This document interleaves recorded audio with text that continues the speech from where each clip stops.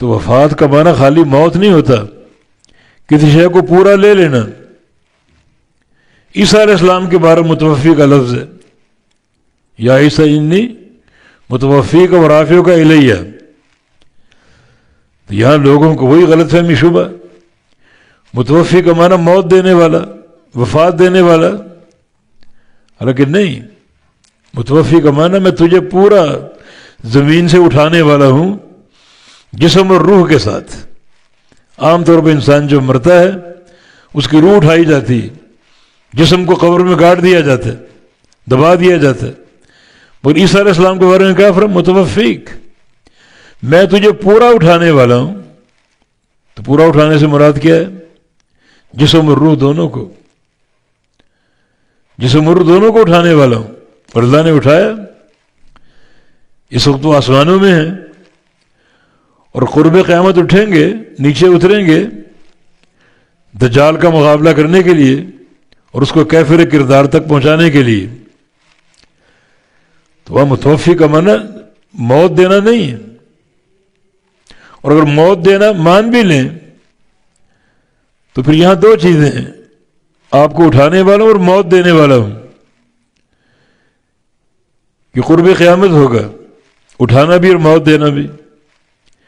عیسیٰ علیہ السلام زندہ اٹھا لیے گئے، اور قیامت کے قریب جب دجال آئے گا اس کے مقابلے کے لیے، اس کو قتل کرنے کے لیے اللہ ان کو بھیجے گا زمین پر، اور پھر ان کو موت دے گا۔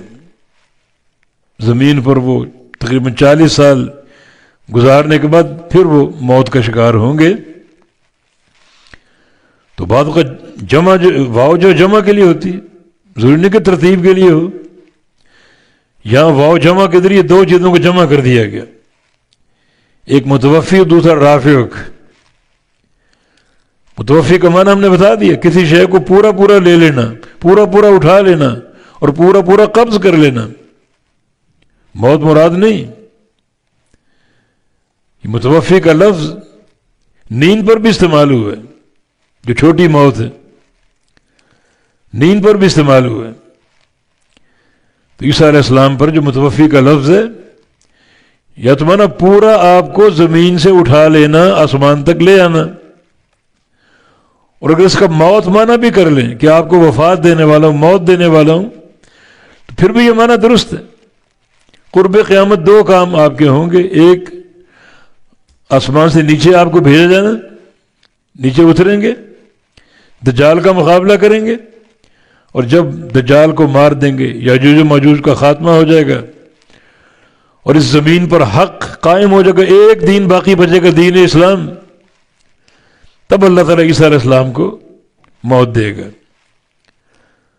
تو وہ جمع کے لیے بھی ہوتی نہیں، دو چیزیں جمع کر دی، اوپر اٹھانا اور موت دینا، ترتیب ضروری نہیں ہے۔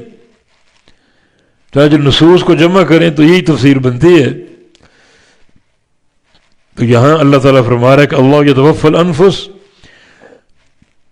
اللہ تعالیٰ قبض کرتا ہے پورا پورا جانوں کو، حین موتہا، ان کی موت کے وقت، واللتی لم تمت فی منامہا، اور ان کو بھی جو نہیں مری اپنی نیند میں، ان کی وہ نیند میں اٹھا لی گئی، وہ موت نہیں ہے، نیند ہے۔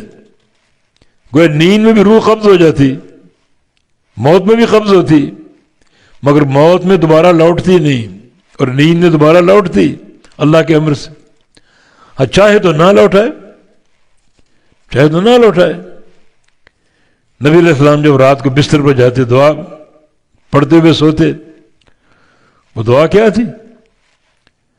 بسمک اللہ مفزعت جنبی وبک ارفعہ، کہ تیرے نام کے ساتھ میں نے اپنے جسم کو زمین پر لگا دیا، تیرے نام سے اٹھاؤں گا اس کو۔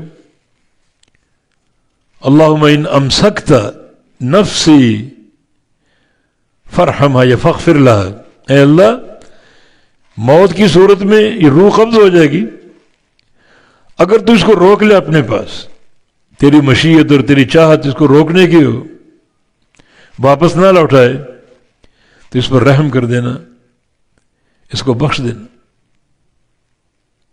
وَإِنْ أَرْسَلْتَهَا، اگر واپس بھیجنے کا فیصلہ فرما لیا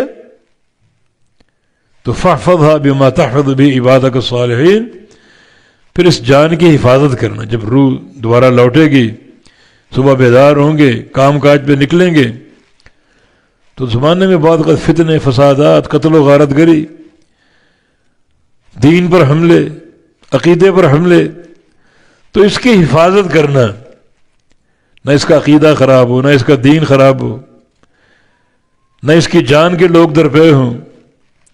جانی حفاظت، مالی حفاظت، دینی حفاظت سب مطلوب ہے. تو کوئی انسان جب سوتا ہے اس کی روح قبض ہو جاتی، اللہ واپس بھیجتا ہے جب وہ بیدار ہوتا ہے. جب بھی بیدار ہو، یعنی روح پر اللہ تعالیٰ کا آرڈر کتنا جلدی پر مبنی. بعض اوقات ایک انسان سویا، 2 منٹ بعد پھر آنکھ کھل گئی، اور آنکھ کھلنے کا معنی روح واپس آ گئی. روح بھی قبض ہوئی ہے، منٹ 2 منٹ بعد دوبارہ لوٹ آئی، پھر نیند آ گئی، پھر قبض ہو گئی، پھر آنکھ کھل گئی، پھر وہ روح آ گئی. بہت لطیف معاملہ ہے، بندے کو احساس نہیں روح آ رہی اور جا رہی. اس کی قدرت اور اس کی شان.